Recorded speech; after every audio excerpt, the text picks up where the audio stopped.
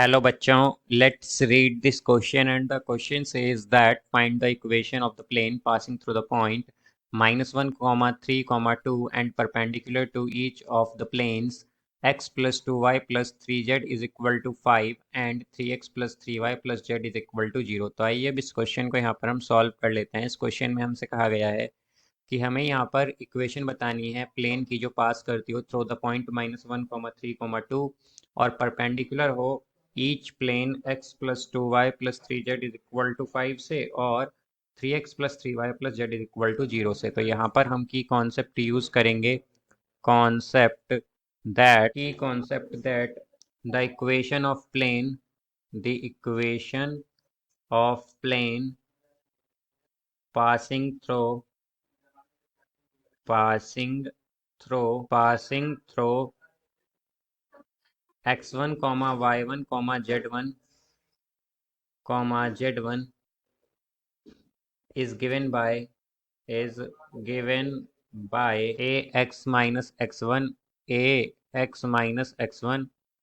plus b y minus y1 plus c z minus z1 is equal to 0। तो यहाँ से अब अगर हम देखें तो हमारे पास ए बी सी जो है यहाँ पर बेसिकली डायरेक्शन रेशियोज हैं इक्वेशन ऑफ प्लेन के।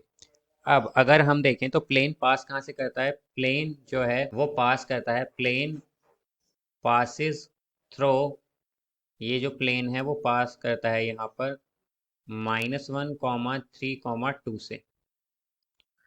तो इक्वेशन क्या होगी, तो इक्वेशन हो जाएगी हमारी a इंटू एक्स माइनस, यहाँ पर ये x माइनस और -1 आएगा तो क्या हो जाएगा +1 plus b y -3 plus c z-2 is equal to 0, ये आएगा यहाँ पर।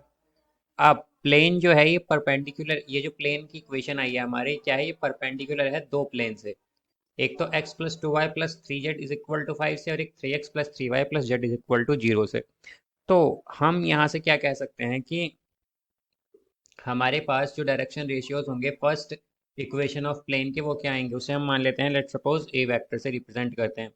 तो ए वेक्टर के क्या आ जाएंगे डायरेक्शन रेशियोज, ये आ जाएंगे हमारे पास, या हम कहें कि जो नॉर्मल होंगे हमारे पास इसका, वो फाइंड करने के लिए पहले हम इसके डायरेक्शन रेशियोज देख लेते हैं। तो ये आएगा i cap plus 2j cap plus 3k cap, ये आएगा। और बी वेक्टर होगा यहाँ से is equal to i cap, यहाँ पर ये आ जाएगा 3i cap plus 3j cap plus k cap, ये आएगा यहाँ से। तो अब अगर हम देखें तो ये जो a और b जो वेक्टर हैं हमारे, बेसिकली ये क्या है, दोनों ये परपेंडिकुलर हैं यहाँ पर, या फिर हम जो कहें कि ये जो हमारे पास है क्या है, परपेंडिकुलर है इक्वेशन ऑफ प्लेन से, यहाँ पर इस वाली इक्वेशन से। तो परपेंडिकुलर के लिए हमें क्या करना पड़ेगा, हमें इन दोनों इक्वेशन का नॉर्मल फाइंड करना पड़ेगा। तो उसके लिए हम क्या करेंगे, यहाँ पर हम क्रॉस प्रोडक्ट फाइंड करेंगे, ए वेक्टर क्रॉस बी वेक्टर। तो ये आएगा आई कैप जे कैप के कैप, तो ये आ जाएगा यहाँ पर 1 2 3 3 3 1। तो a vector cross b vector अगर हम देखें तो ये आएगा हमारे पास i vector i cap into 2 into 1 -3 into 3 और minus j cap into 1 into 1 -3 into 3 plus k cap into 1 into 3 -3 into 2। तो इसे अगर हम सॉल्व कर दें तो ये आ जाएगा a vector cross b vector is equal to -7i cap minus, यहाँ पर ये हो जाएगा एक्चुअली प्लस 8j कैप और प्लस माइनस ये आएगा यहाँ पर -3k कैप, -3k कैप, ये आ जाएगा। तो डायरेक्शन रेशियोज क्या होंगे, हेंस डायरेक्शन रेशियोज क्या होंगे हमारे पास, ये हो जाएंगे -7, 8, -3। तो अगर ये डायरेक्शन रेशियोज हैं तो यहाँ से हमारे पास हमने क्या कहा था कि ए बी सी क्या है यहाँ पर डायरेक्शन रेशियोज हैं प्लेन के। तो यहाँ से डायरेक्ट ए की वैल्यू क्या आ गई -7, बी की वैल्यू क्या आ गई 8 और सी की वैल्यू आ गई -3।